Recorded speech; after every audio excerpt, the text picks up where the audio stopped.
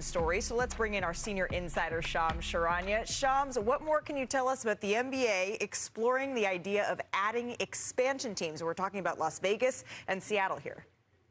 Malika, the conversations are underway. Sources tell me that the NBA owners will hold a vote next week to take the next step and explore two exclusive expansion teams in Las Vegas and Seattle as soon as the 2028-29 NBA season. This vote next week is seen as a formality to pass. It'll need 23 of 30 governors to vote in favor because industry executives expect bids in the $7 to $10 billion range for each of these teams. But first has to be a multi-step process. Next week, the vote that will allow the league to then have a bidding process for these two teams.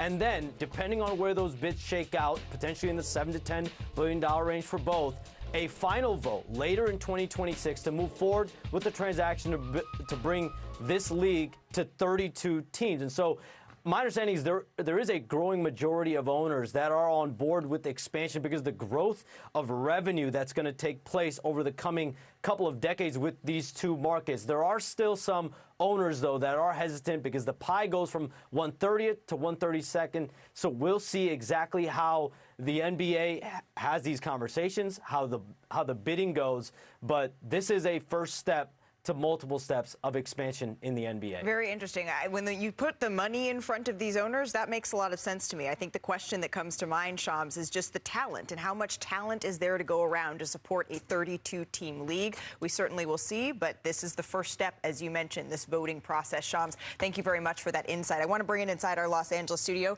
We got a pair of championship teammates, Iman Shumpert, his bag, Richard Jefferson, Brian Windhorst. Brian, I am curious about the talent piece of all of this. But first, I think about the fans, right, in Seattle, in Las Vegas, and the real excitement there. I don't want to tease anybody with anything that isn't going to come to fruition. We're not going to tease. I know that there's been some stops and starts in this, and there's definitely a process, as Shams is describing. But for the first time, really since 2008, I think if you're a Seattle Sonics fan, you can truly start to believe that the Sonics are in the process of coming back. And that's what's most important, I think. There's a lot of things to be ironed out, but I will tell you this. There are going to be multiple bidders offering lots of money for both of these markets. And I think because of the money, that will solve the other concerns. You can ask concerns about talent. You can offer concerns about dilution. You can offer concerns about the expansion draft. You can offer concerns about who might have to move to the Eastern Conference. All of those will be interesting.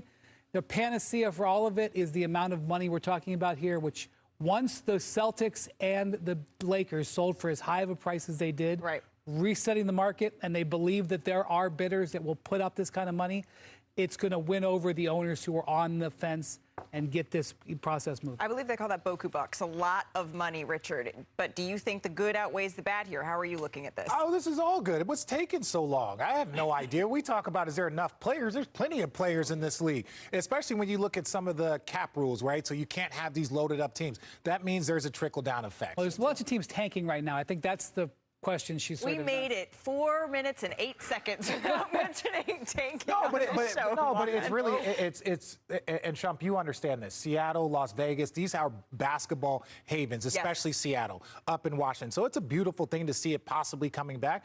I just pray that it's actually true this time because Seattle is one of the best places that I've ever played. Yeah, get excited. If you're a fan, get excited. I think when you start talking about the NBA making more money, they're not going to step away from it. So let's focus on the money. It's a lot of money involved. Let's get the fans excited. Exactly. Easy to focus on. And then, maybe another one of your former teammates might be interested in that team in That's Las a lot of Vegas. money. He got a lot of money. I don't know. Well, speaking of LA. Call a brother. That's all I'm saying. All I'm saying. Call a brother. It did happen right here in Los Angeles, Iman. Luka Doncic, Austin Reeves, they led the Lakers to, I think, their best win of the season. You have to see the highlights, though, to believe it. We're going to pick this one up. LeBron James always ready under the bright lights. In the fourth quarter, this is where things got good. Cam Johnson misses the three. He's been doing a bit of that this season. LeBron James diving on the floor. I love it. And look, that floor gets hard when you're 41. That floor gets harder the older you get. Aaron Gordon, though, is able to get the jump ball, but it's Marcus Smart cooking to the other end. Defense wins championship. Yeah, Lakers take a 1-point lead. That's what he's saying to the crowd here. Nuggets on the other end. Oh, this pass is unreal. Look at it in his shot pocket. Crazy play. Come on. Tim Hardaway Jr. drills the triple from the corner. That was a no-look. Yeah, he didn't pass from Jokic. All right, so after the Nuggets made free throw, the Lakers down 3. LeBron inbounds to Austin Reeves, who this was called as a foul in the moment. The subsequent last 2 minutes report says no, but this was incredible. Wow. Oh, so they said that wasn't a foul, huh? That's that what was Bam not... was trying to do. I don't know what. Yeah. Austin Reeves executes the perfect missed free throw, and he steals the ball. I love you. I love you. All right. So to overtime we go. 30 seconds to play in overtime. The Lakers down. Marcus Smart hits a 3. The Lakers take a 2-point lead. Austin Reeves is hyped. And then Jokic. Oh, my God. This was good D. This was good D. Banks open. Jokic finishes with 24 points, 14 assists. Oh, you can't let him go away from the double. You can't let him go left away from the double. Luka Doncic calls game with the beautiful fadeaway jumper. That is such a difficult shot. He finished with 30 points, 13 assists, 11 rebounds, and the Lakers win in overtime. After the game, LeBron had high praise for his best supporting actor. Take a listen. I can't think of it just right now because I'm still kind of engulfed in what just happened on the floor. So, just a big time shot by a generational player. He's just a big time player, man. And for us to kind of just, we wanted the last shot. We wanted to put the ball in our guys' hands. Started with AR. AR was able to find him. He was able to get away from the double team and just hit one of his patented step backs. So it's going to be just the first of many games with him in the Lakers uniform. So Luka, he followed up his first 50-point performance with the Lakers with his first game winner, and then he got some help from Austin Reeves, right? There are 4 games with at least 30 points, 5 rebounds, 5 assists, the third most by any duo in Lakers history. That's pretty impressive. How do they figure this out? We have the best stats team in the business. Alejandro's on the case. Yeah. And they did it 3 times this week. Richard, you called this game. I walked by you, the person who flicked the back of your head mid-call. I appreciate that. Was professional, ladies and gentlemen. Your biggest takeaway from the game, sir, was what? That if the Lakers could play a higher level of sustained defense, I think they could actually have a shot because their offense is very good, but it's not an elite offense. You can score a lot of points, but you can't let your offense be what's going to dictate your level of success. And they just don't feel like they have enough defense consistently to be able to do that. They can win, they can dominate, they can do these things, but that's where you see those inconsistencies. You got Marcus Smart as one of your elite defensive players, and then LeBron James diving on the floor. When 2 old G vets are the ones that are making the defensive plays late in game, that just hasn't proven over NBA history to be sustainable. Yeah, I look at it and see the same thing on the defensive end. And it's not a thing where you need individuals to do it, right? You need 5 guys doing it. It's got to be defensive principled. And you can just tell they're not spearheading in that direction right now. The effort comes in spurts. But like he's saying, if you can't put together 48 minutes of some sort of consistent team defense, there's not much we can expect. Watch it away from this game. Look. What? Come on, get some excitement for the Lakers. I agree they're not winning the championship. I agree they're not winning the championship, but they got 3 things going for them right now. Their defense was absolutely atrocious for months. He said we need to be atrocious. For the last 6 weeks, they've been defending better. They've been sort of a middling defensive team. That's glass half full to me. 2, they've been making threes. Okay, they were a really poor shooting 3-point shooting team for a lot of the season. Last 15 games, they're 3rd in the league in 3-point percentage. Welcome back, AR. Yeah. And Luke Kennard, that helps too. Yeah, Luke. And Luka, LeBron, and Reeves, when they played together, were negative for a long stretch. And they figured it out. Over the last few weeks, they've found ways with role changes to get there. Staggering minutes. Yes. Now I'm going to say this road trip coming up the road going to test them a lot, starting with these 2 games in Houston. Now, Şengün is questionable tonight with the sore back, so that's a key when you look at that 44%. Houston's the 3rd best home team in the league. And if Houston wins one of these 2 games, it'll win the tiebreaker. This is really hard. And then look at that Wednesday, Thursday. You guys know to fly west to east on a back-to-back, very difficult. So these next 3 games, very, very difficult. So I'm not going to say the Lakers have arrived, but I do think that they should be praised for how they've rolled up their sleeves and improved their team as the season's gone along. And if somehow they're able to go, 4-2 on that road trip? That's a great road trip. That's a great road trip. It depends on which 4 they win. If they win the next 2, I will declare the road trip a success. Real talk. Oh, because that of would, that would get the tiebreaker and push Houston Correct. 2 games back. And they already have the tiebreaker against the Denver Nuggets, and so that could come into an important piece of all of this as well. But as the West playoff picture continues to take shape, we got to talk about Oklahoma City, right? That's where 2 leading men, Ant-Man, Shea, they faced off in a conference finals rematch here. Shea Gilgeous-Alexander getting ready. Let's pick it up at the start of the game, Rich. SGA driving past Rudy Gobert, making the layup. Player of the year. Hey, don't everybody be on Rudy like that. He's been doing that to everybody. And we should point out, as the Just saying, entire it's a basketball layup. world did, SGA only had 4 points in the first half. It's his lowest in any half this season. So all of us were sitting around doing that, wondering, okay, is the 20-point streak in jeopardy? Especially because Julius Randle, he was excellent for them. Well, Julius Randle he's become kind of, I want to say he's the connector, and that's where he's at his best. He can pass, he can shoot, he can do all the little things that connect their team. Game high 32 points for Julius Randle. Cason Wallace gets it ahead to Shea Gilgeous-Alexander for the layup. Shea was taking that first half a little bit personally. Were you ever in doubt, Chump, that the streak was going to end? Not at all, because you see him do a lot of his damage to close out a game. Yeah. You know that as long as the game is within reach, he's going to get to the free throw line. I always look for it to balance out. He absolutely And there it goes. did. SGA keeps that 20-point streak alive. The Thunder go on to win. Here's SGA on his scoring streak. I didn't realize until they were screaming after the free throw. Those type of things have never mattered. It's just always about walking out of here with a W. If I have a night like I have tonight and we win the way we win tonight for the rest of the season, I'll be the happiest guy on earth. So winning is all that matters. I will definitely tell y'all he lied. He lied. He knew it. We should have known someone who never sweats like Shea was going to get it done, but I'm not sure I believe that. Here's why it made sense to be a little nervous, though, Amon.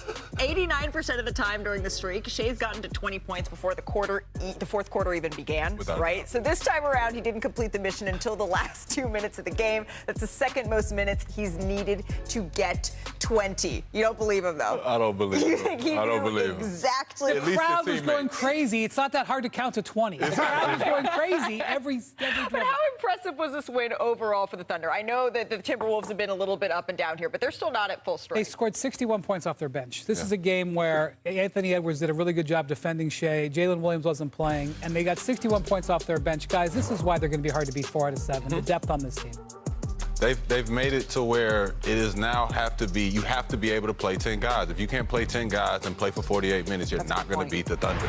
It's just the DNA of it today. They copied it from Boston, and now it's over there in OKC. But they also are our chess team. So they can play small. They can play Alex Caruso at the 5. They can play Hardenstein. They can play Hardenstein, and then they can play a double big lineup. They can play a single big lineup with a floor spacer. So it's not just that they have talent and depth, is that they have all of the puzzle pieces. You have 3 all-defensive players. Right. You have an MVP. You have an all-NBA guard. There's nothing there's no box that they don't check. And the quality of people that are in the organization willing to sacrifice, that's the next level. And when you have all the pieces like that, they're able to then mix and match and play and match any sort of lineup that other teams put out on the floor. And then finish any game with SGA. SGA, especially MVP-like thing. against Ant-Man, who is also right now statistically one of the best closers in the game. All right, let's get to Victor Wembanyama. My game, first of all, it's evolving.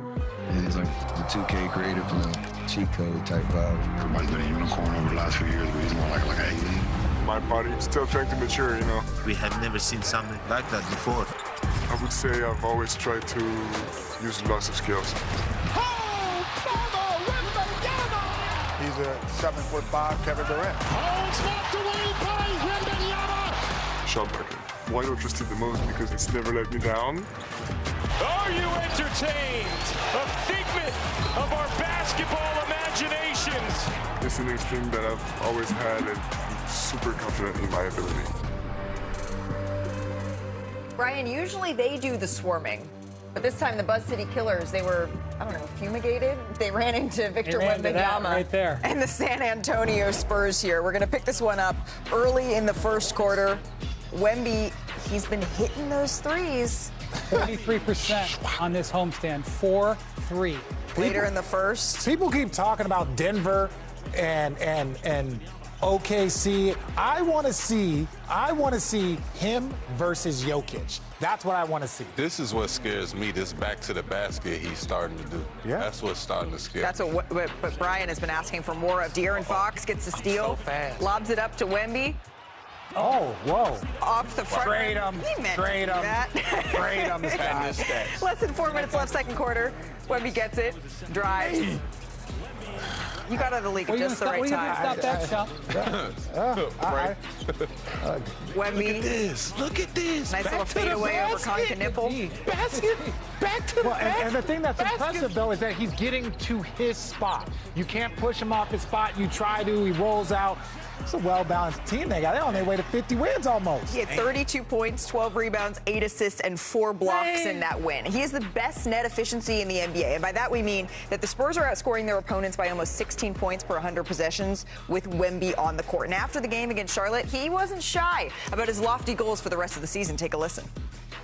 You know, right now in my mind is taking great care of my body because I also want to win the MVP and the Defensive Player of the Year. So, you know, I'm trying to press the gas now from now on until the end of the season. It's the earnest smile for me. Yeah. He says it just like, yeah, this is what's going to happen. Even though, only 3 players in NBA history have won MVP and Defensive Player of the Year. Giannis, Hakeem, and MJ. Yes, what sir. do you think? He's going to join this company? How does he do it? I think that the mindset is there. I think that I can only imagine that he will. As we watch him, we continue to watch him. He continues to evolve and show us signs of doing everything out there. Defensive Player of the Year, I know everybody's got their sights on that because he's so accustomed to getting blocks, being in passing lanes and changing shots. But when you start talking about a complete player, playing back to the basket, getting up and down, shooting the 3 like he's been shooting it, this guy has all the tools to be an MVP. I also love the fake smile to let everybody know I'm coming, don't be surprised. Oh, 100%. And when you look at Wemby, it's just like, don't ever change. Wemby, this energy, when they don't ever change. Yes. Oh, I want to win the MVP. And nobody's over here being like, wow, this guy's a little. Please be they're more like, humble. Yeah, No, they're like, more. yes, please, because we believe in you that way.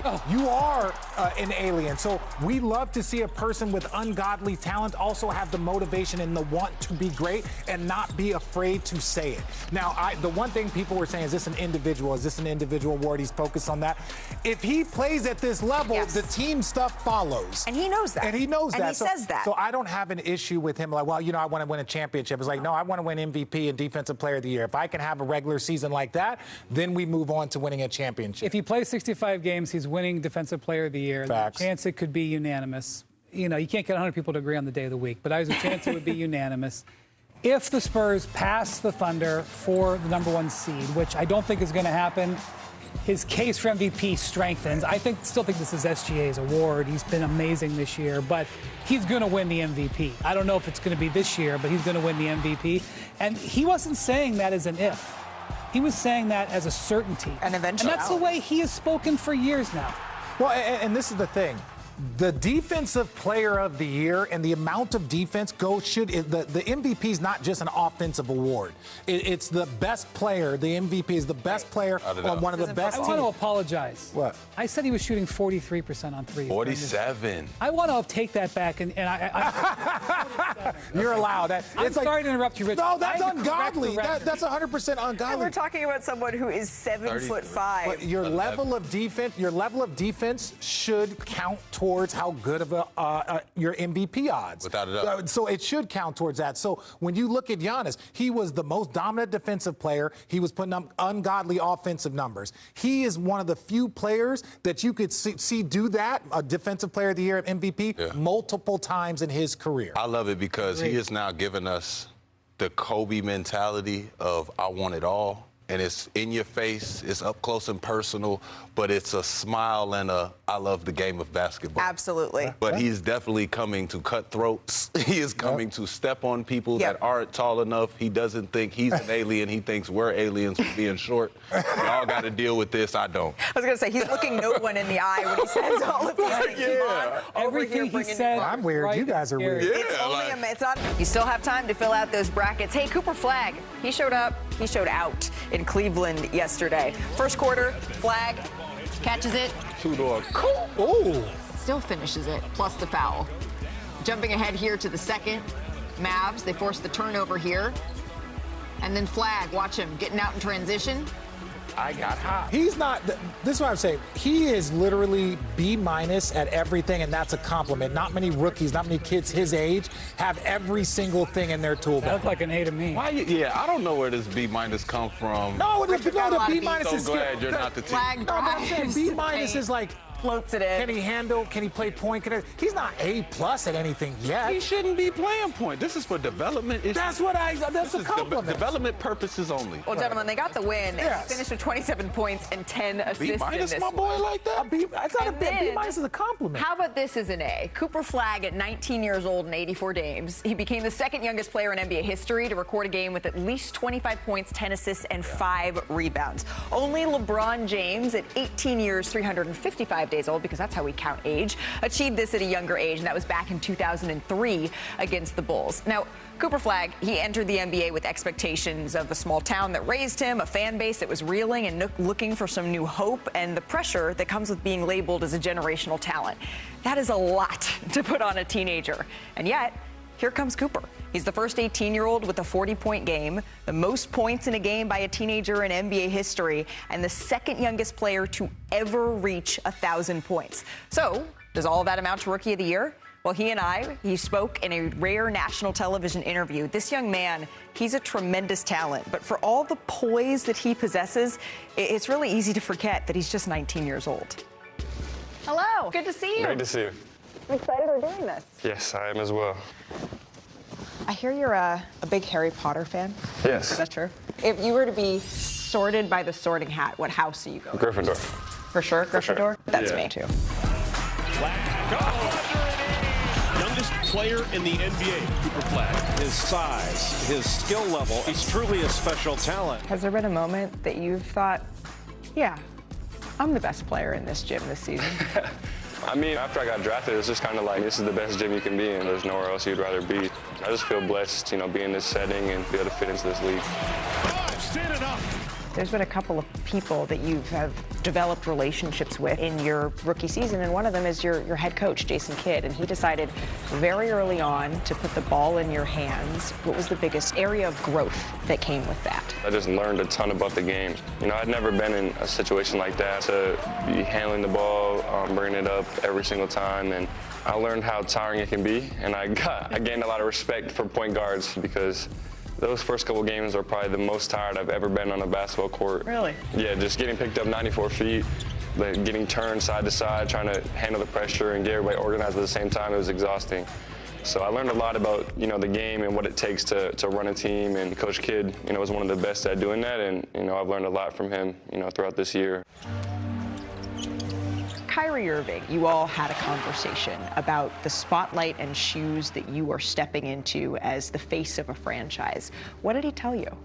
I was driving home, and he had texted me, he was like, yo, just give me a call. He was like, listen, I understand. I've kind of been through this before. I don't think there's a lot of people around you right now that could tell you they've been through somewhat of a similar thing. He was, that top pick, and, was kind of thrown into the fire. So he just, stepped in as like a great vet for me, and was just there kind of giving me guidance, because, there was definitely times where I was shaken up. I'd never lost that much in my life, but just to hear him say that and tell me that, I'm doing everything I need to be doing, and just to stay with it and stay positive, it definitely helped me out a lot. What have you learned about how you handle adversity? I've definitely learned a lot about losing. You have to learn how to still take away the positives out of every situation, but when I'm not winning, I'm gonna be upset, I'm gonna be angry. I always wanna win. Former roommates and friends, Con Knippel and Cooper Flag, number 1 and 2 of the Rookie of the Year. What do you have left that you want to show? You know what, I'm the top rookie of this class. Yeah, for me, I think it's something that goes back to something I said at the start of the year. Just getting better and keep proving to people that I'm not content. Oh, my goodness! Duke has had 4 players win Rookie of the Year. There's one school that has more. Really? Yeah. North Carolina. Oh, God. How many do they have? They have 5. So okay. You or maybe your college roommate, Con Knippel, has a chance to tie it up. How special has it been to have these duels, these battles? Yeah, it's incredible. Con Knippel, welcome to Dallas! Like, I know Con better than a lot of people. I know what his work ethic is like. I know his drive and how much of a competitor he is. Oh, my goodness, the Con Man! Flag fading and hitting. That's probably one of, if not the most fun game of the season for me. Knipple's already made a pair. He's got 3! He had an incredible game. We were going back and forth. It came down to the wire. Obviously would have loved to win it, but it was still a really fun game. Winning Rookie of the Year would also give you something in common with your favorite player of all time, Larry Bird, who you got to meet for the first time recently. You're a little bit nervous? I was definitely nervous. I would say I haven't been shell-shocked a lot in my life. And you had to tease him in the commercial. Were you like, are you sure you're okay with it? Yeah, they kept telling me different lines, and I was like, I don't want to disrespect him. What did he tell you off camera? I was talking to him about, like, the differences in the league now between the league back then, but a lot of the messages that, you know, he displayed can be seen through his play. Like, never giving up, being that ultimate competitor, playing hard on every single possession, and those were kind of the biggest things that he said. As long as you have those couple of things of competing and playing hard, that you'll be all right.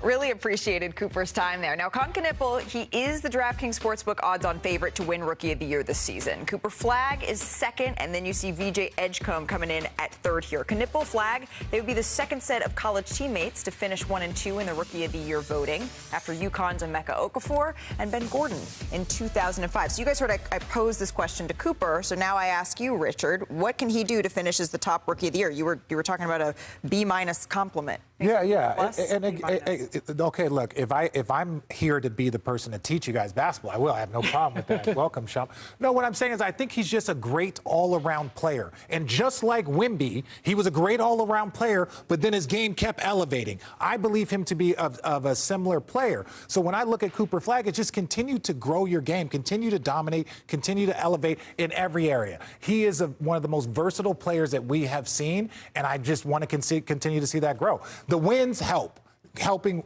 a lot. No, I just want to talk to this B- notion.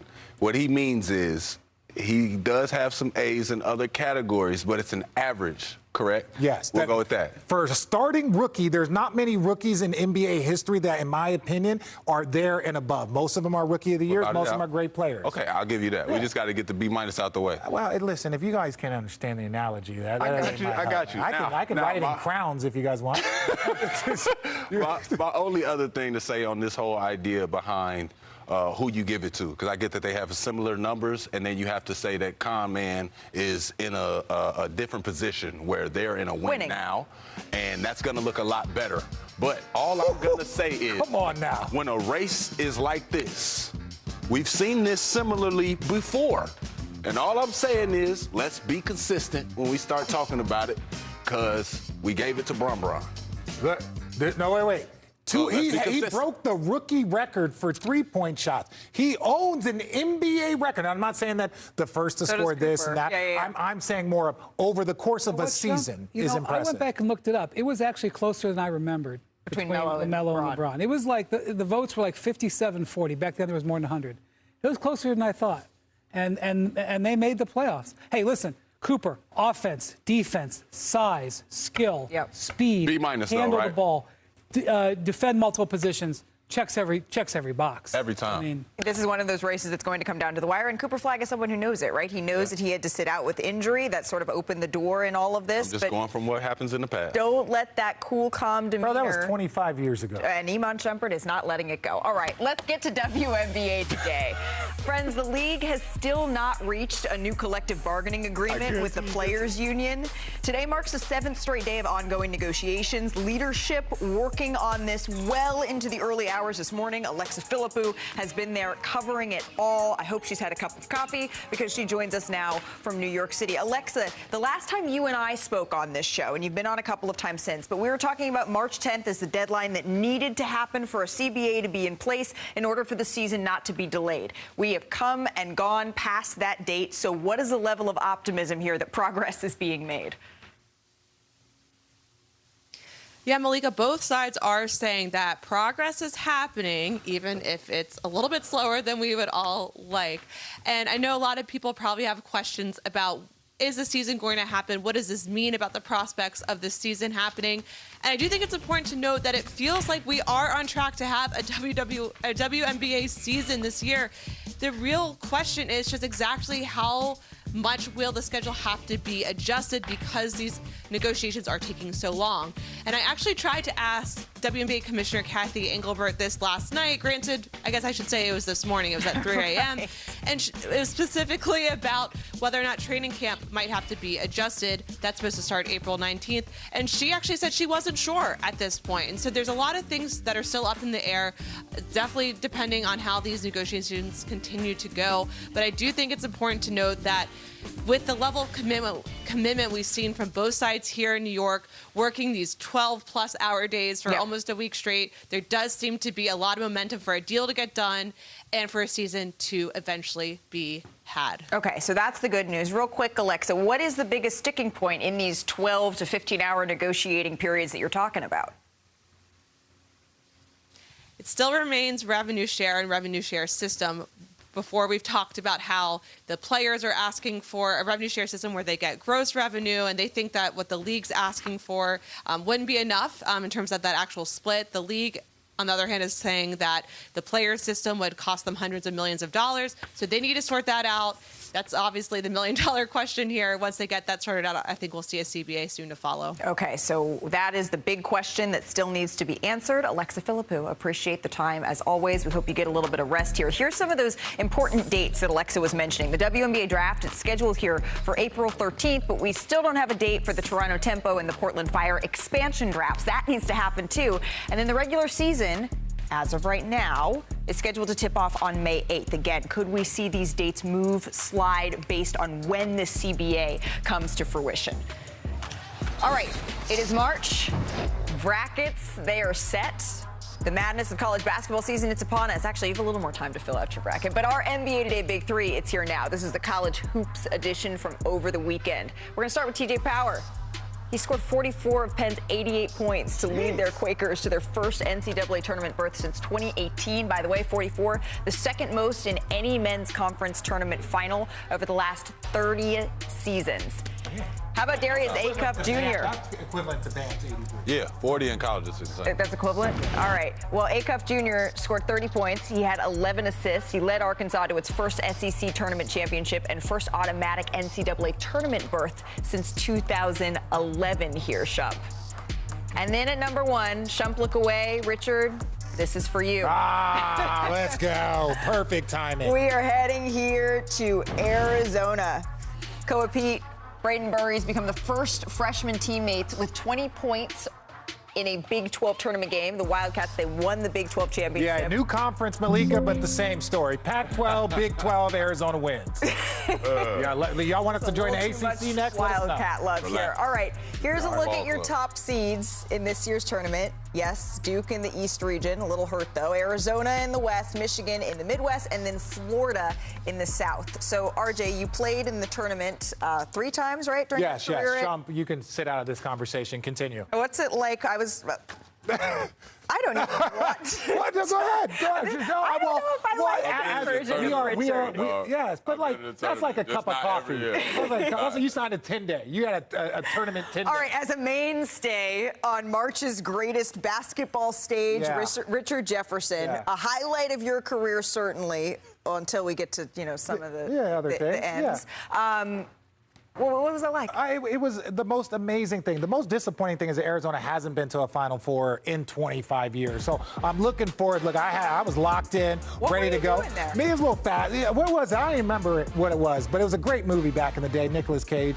But this team, and you look at Arizona Duke, there were 11 pros in this game, 11 guys that were going to play 8-9 years in the league. And so when I look at the quality of college basketball, I think that there goes ebbs and flows. I think this year, this Final Four, this tournament is going to be one of the most exciting tournaments that we've ever had. Did you watch that 2001 title game back ever? No, I don't need. I know what happened. We got cheated. The referees, Jason Williams, all that whole guy.